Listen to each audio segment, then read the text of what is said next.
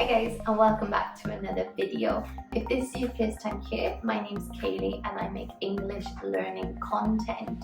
Please be sure to like and subscribe for all my future videos.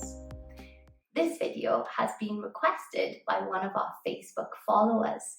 They've asked, what is the difference between could and might? Could and might.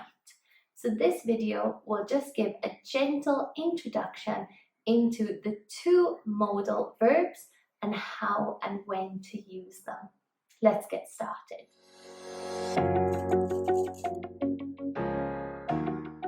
So could and might are both modal verbs. Listen to two examples and you can see them on the screen. I could go to dinner with you. I might go to dinner with you. I could go to dinner with you. I might go to dinner with you. They both suggest there's some possibility that I won't be able to go for dinner with you. But there is a very subtle difference. The word could actually has a more negative connotation. It usually is preceded by the word but. Look at an example. I could go to the cinema with you, but I'd rather go dancing with my friends. I could go for dinner with you, but I might be busy. So when we use could, there seems to be some condition attached to the sentence. If this one thing doesn't happen, then it's possible that I could go out with you in the evening. So remember, could has a more slightly negative connotation to it.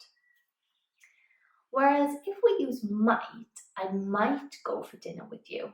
Might is really about the probability or possibility. This doesn't tend to be a personal factor. It tends to be impersonal, an object.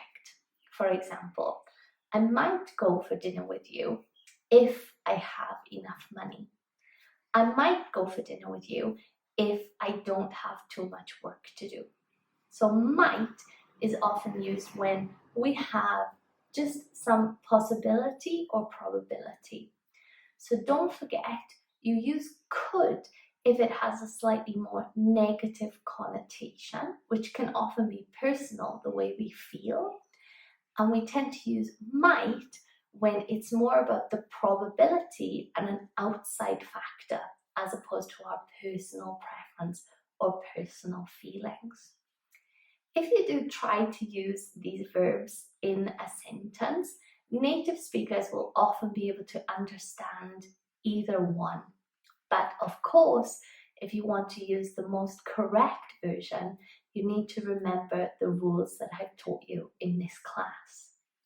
I hope this helps you. If you have any questions, please leave a comment down below and I will try to get back to you as soon as I can. Please don't forget to like and subscribe for more videos. I hope this helps. Thanks for watching. Bye.